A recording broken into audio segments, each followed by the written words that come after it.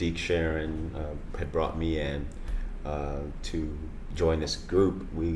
He called it an a cappella supergroup, and met with your boss. Yeah, Sean Curran. Who you've been working with for 9 seasons at this point, yes. Through those rehearsals, that's how we met to combine beatboxing and my world with the world of dance. So we had a really interesting collaboration together because we met during Vocalocity, and we had this really interesting connection with Madison, Wisconsin, and that's kind of how it all started. All of these different points of connection, I think, really led to the Unwritten Law because, one, Vocalocity was like the first time that we had really seen, according to, from what Deke was telling us, the first time we had really seen this level of dance with a cappella.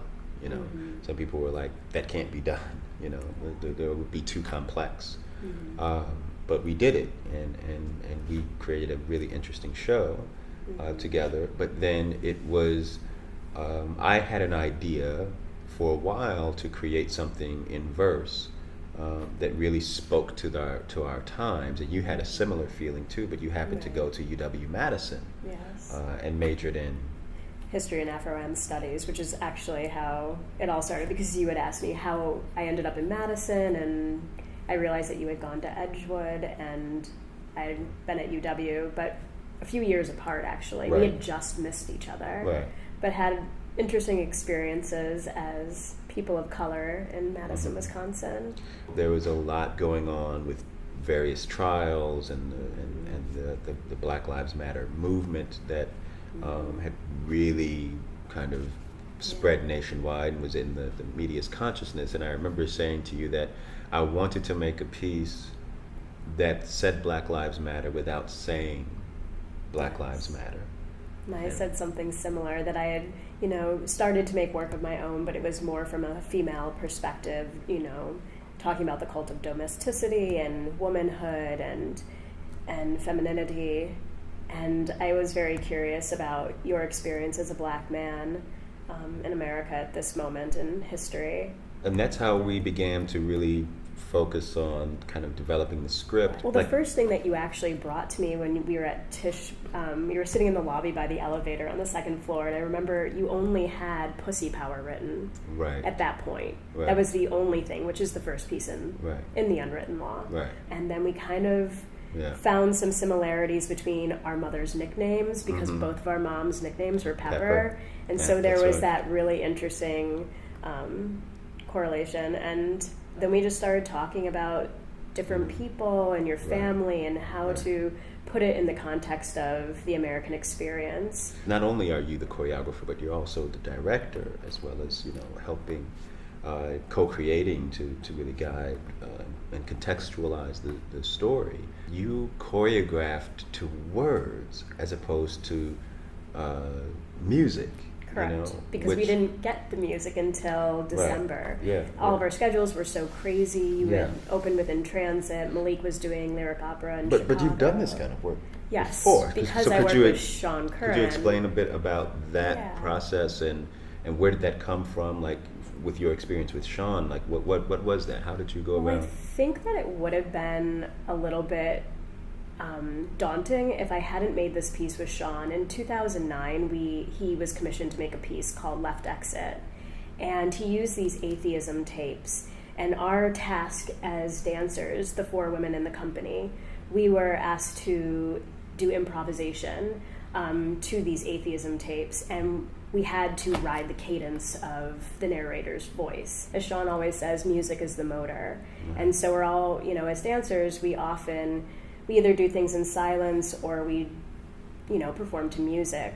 For Malik and I, it wasn't as bad as we thought. It actually, and to this day, we definitely listen to the music, and the music informs our dancing. But most of our cues are from what you're saying. We choreographed and made things to your voice. So if I miss a line or a word or a beat, we're very quick to say you missed something, because although we are not saying the words verbally, we are physicalizing them in our bodies. So we may not know the script in and out the way that you do, but we do in a way. Right. We've also had to memorize it in a sense. It's been really eye-opening to work with you, because I'll say that I didn't have that much experience in dance outside of when I met you and Sean Curran.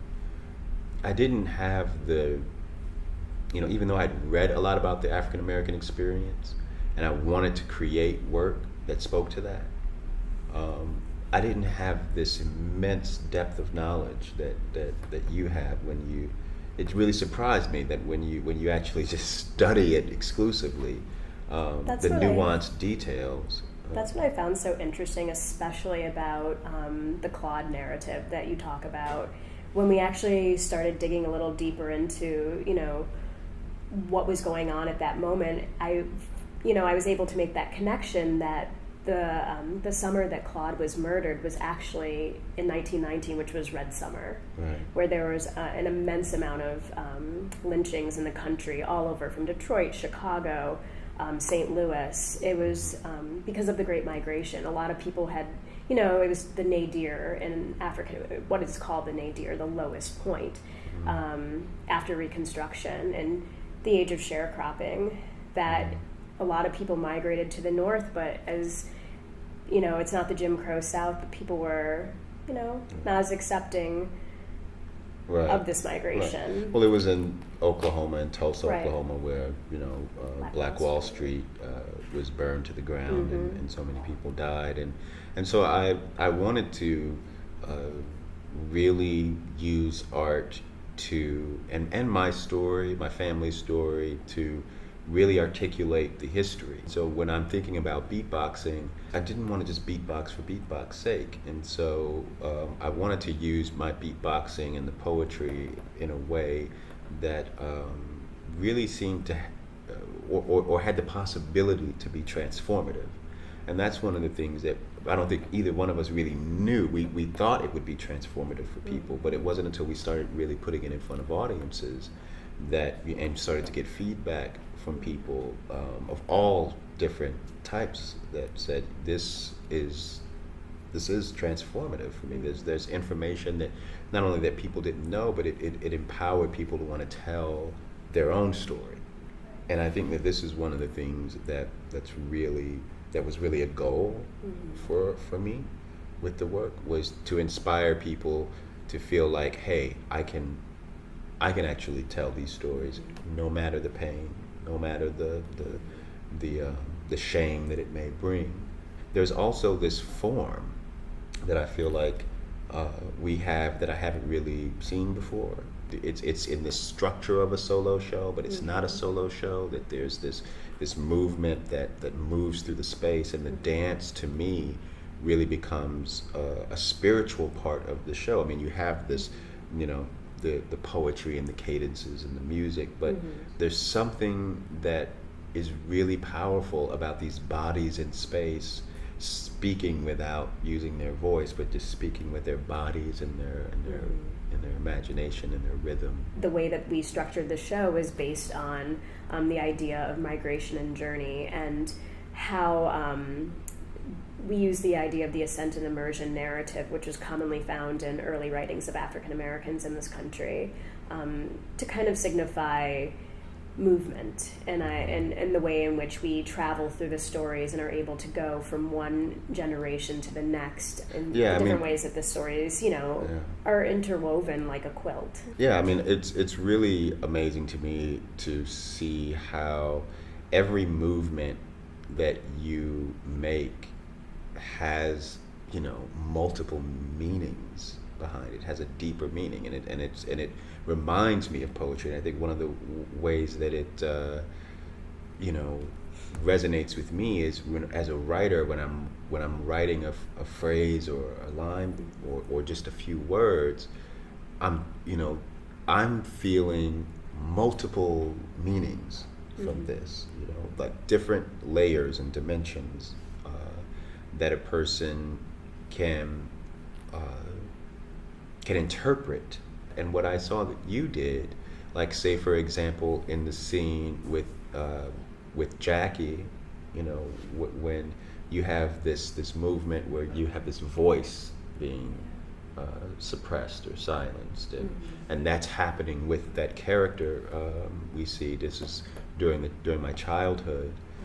One of my most stark memories is really this. I mean, that line of hearing the police lights, watching the police lights paint the sky. I remember, like, as a child, just remembering those police lights, you know, and it was night, and it really did seem to paint the sky, you know, and I'm just taking those words and those lines. They have so many different meanings to me, as the movements do. That's, I mean, if we see, there is a through line in terms of telling the story. I mean, there are these gestures that we learn, you know, when you're talking about your grandmother. They appear again in Ode to a Single Mom, because there is a correlation as to our own history as women in this country, or as men. You know, there's a lineage that comes along with that. But during the Jackie scene in particular, it's how do you handle these very tough topics? Do you make a big grandiose dance about it, or do you handle them in a different way? And there's a gesture that we see with Pepper, and, you know, later on in Renee, when she's actually talking to your father and trying to get across to him, you know, it's a gesture that, you know, signifies womanhood, and it's very proud. And you see it during the Jackie moment. Even though she's only 6 years old, you see the beginning of her innocence being taken away. You know, you just see her sit down and her hands go to her shoulder, and then it goes into this other place. And she doesn't quite get to, you know, because she's only 6 years old, but already her innocence has been tampered with. And so there are these gestures that, you know, have a continuance, like, throughout the entire piece, so that it's not just movement for movement's sake. Right. I often feel like the most interesting things that happen on the stage, for me, tend to happen between people. What I really wanted to do was to merge styles and deliver something that was unexpected to people. And I think that we are accomplishing that. And I think that we're obviously still growing and still developing as we get in front of more audiences. But I think that this fusion of beatboxing and poetry and dance and music is really art doing its job.